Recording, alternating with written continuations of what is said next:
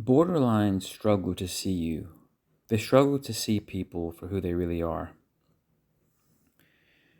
And instead, borderlines create this fantasy, and they only really connect with people if the people are successfully playing part to the fantasy which the borderline has created in their minds.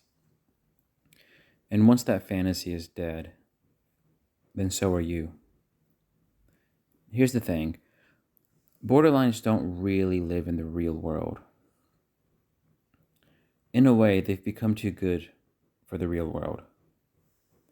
Instead, they conjure up this fictitious story. It's like this too good to be true life story. And everyone in their life plays a part in their fictitious story, their fantasy. That's what they expect of people.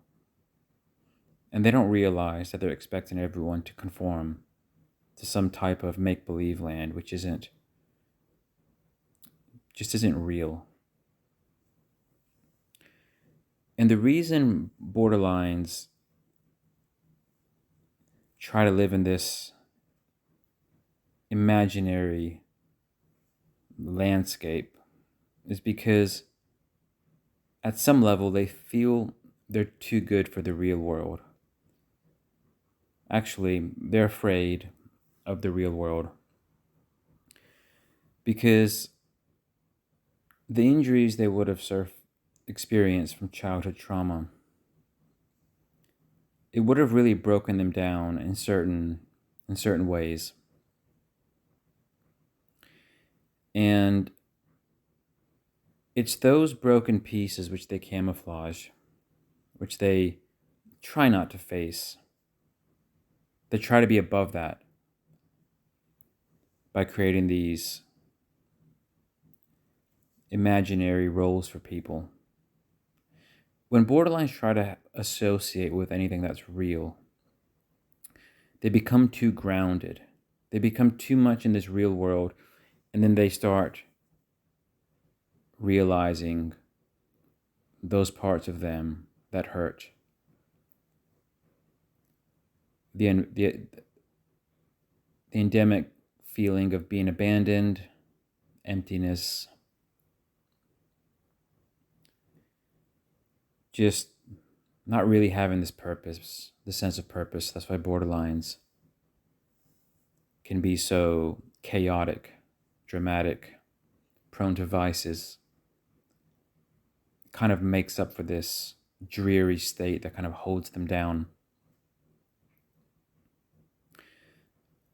Borderlines, they can't associate too much with what most people would call reality because it reminds them of those real parts of them that are broken.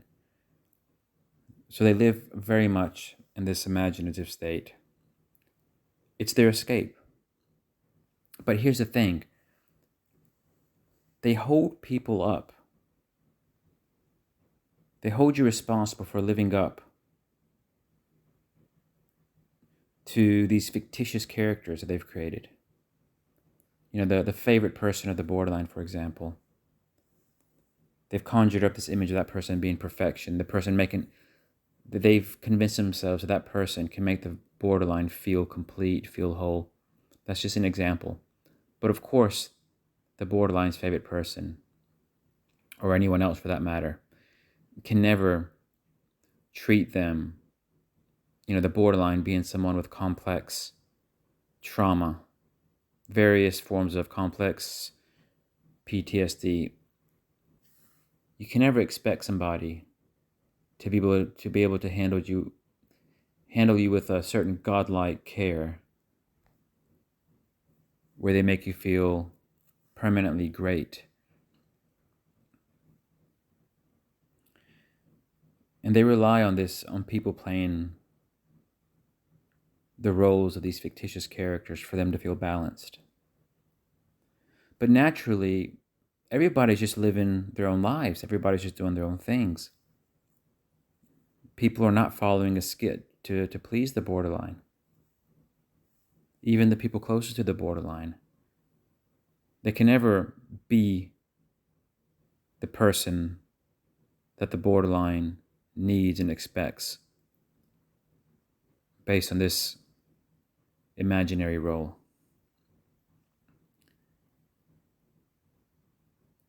And that's the problem, because